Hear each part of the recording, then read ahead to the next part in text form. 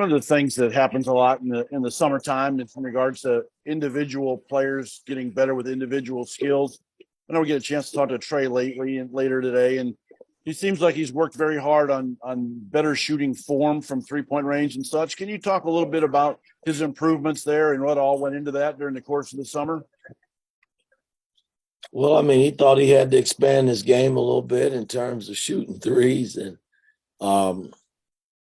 hey, he hadn't shot one yet. So, I mean, I'm sorry, Mike. Trey Galloway. are you talking about Trey Galloway? I thought you were talking about Trace. Okay. Well, he has worked. I mean, he's put a lot of time in terms of shooting the three ball. And a lot of these guys have. I look at what Miller's done. Again, I mean, the only way you're going to make them is you got to put time in the gym. And they've spent a lot of time this summer. And it's starting to pay off. I mean, Trey's shot looks totally different than last year. I mean, his free throws look different. I mean, he's healthy. I mean, that guy was kind of beat up last season, and because of the fact that he plays so hard, he took some bumps, and it's been a while to get him back on the floor, but now he's back and he's playing pretty well for us. Mike and Todd. Yeah, hey, Coach, I wanted to ask you about Trey Galloway also, just kind of expanding on that. He worked his way into your starting five last year, so I'm assuming there's a lot you like about his game. I was hoping you could talk about the things that you like about his game, and if he does become a consistent three-point shooter, I mean, how valuable is he to this team? Well, he was valuable last year, and I can't help but think he's going to be valuable for us this year, so early into the season. But listen, the guy plays hard. That's a big part of it. I mean, it helps that he can make shots now. He's confident enough to knock the three ball down, but he just makes basketball plays and he plays hard. And playing hard for me trumps a lot of things. I mean, that's what I look at first and foremost.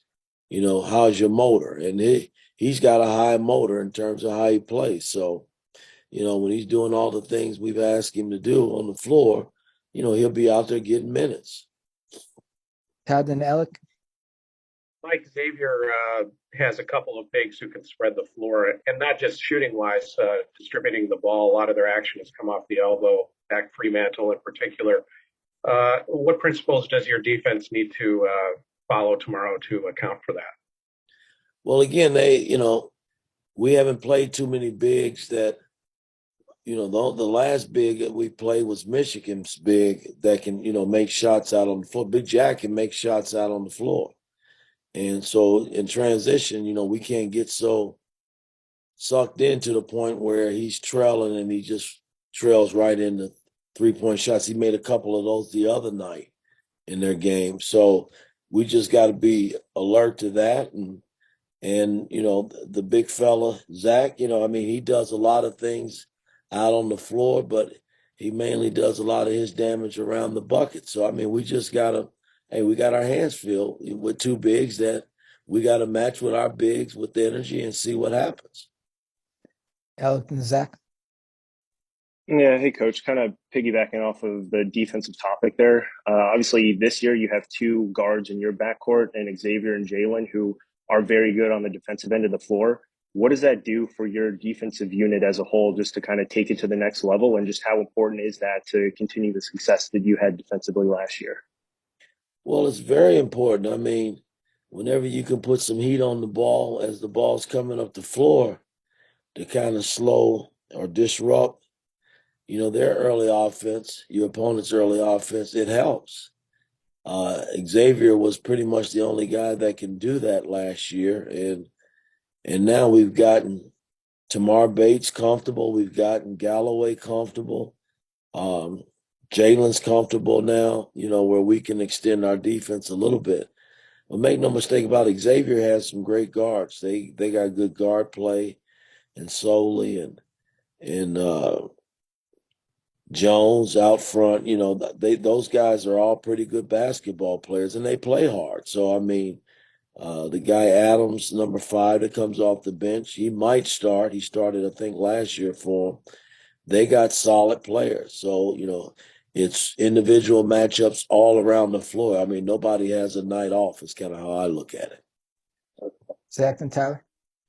Mike, I guess going back to just sort of the idea of the front court matchup here, from your perspective or on your end, Trace and Race are guys that I imagine you know well. They have had long careers, but how have Malik and Jordan, both their individual skills and the way they play together in that sort of second unit time when they're on the floor together, how has that changed what you can do, the way you can attack an opposing front court, maybe in ways that you might not have been able to last year?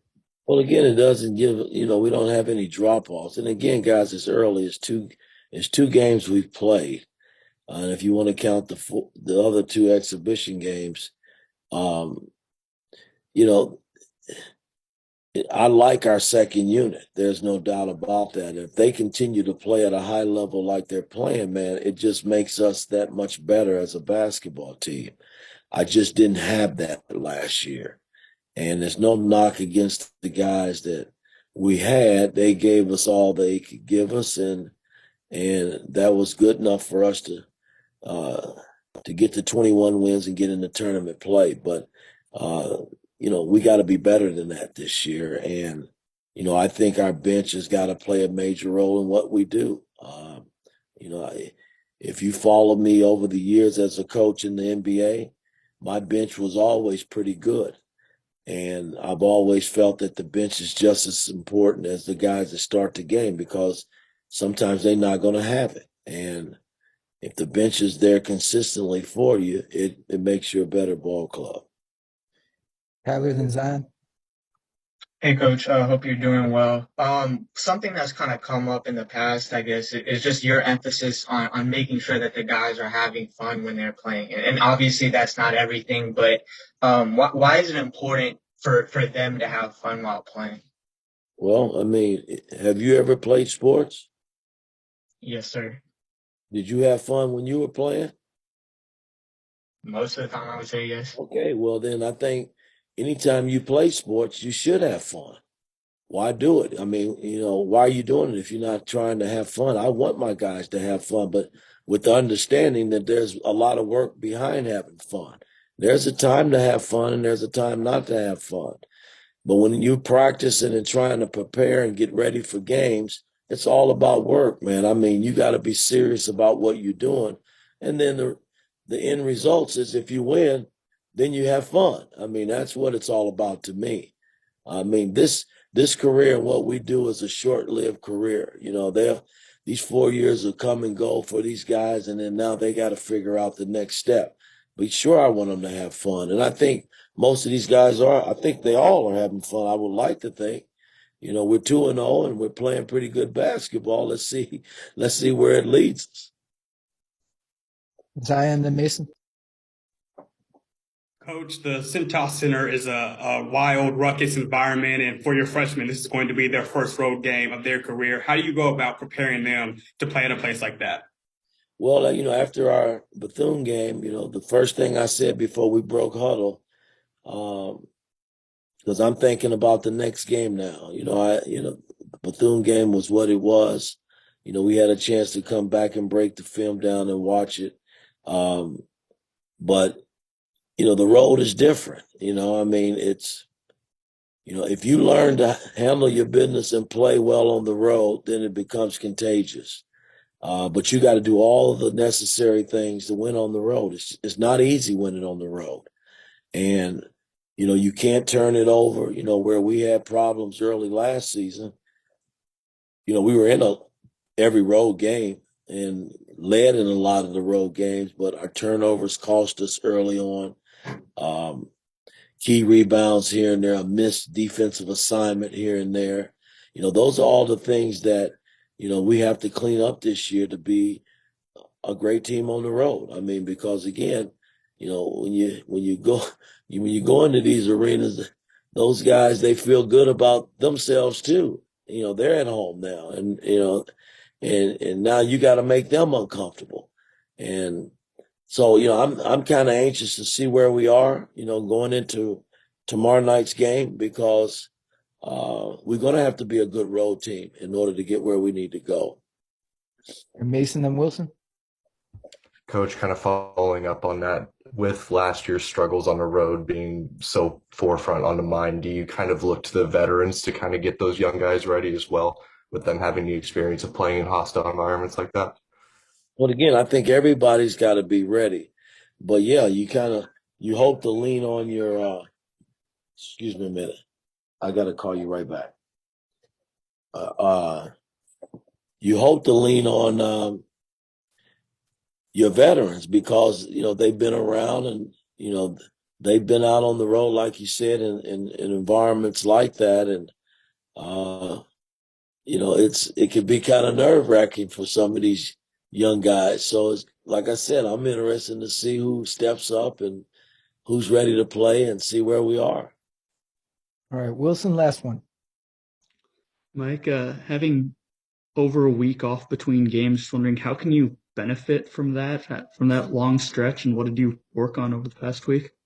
Well, again, we were a little banged up, but we got a chance to put a few things in and start preparing for Xavier and Miami High. I mean, we got them a day apart, so I mean it's the games are going to start to come quickly. It's going to be important that our guys, get proper rest, and their mental approach is on target, man, because, when these games start coming, you can't run from them. I mean, we got to be mentally as well as physically ready to go.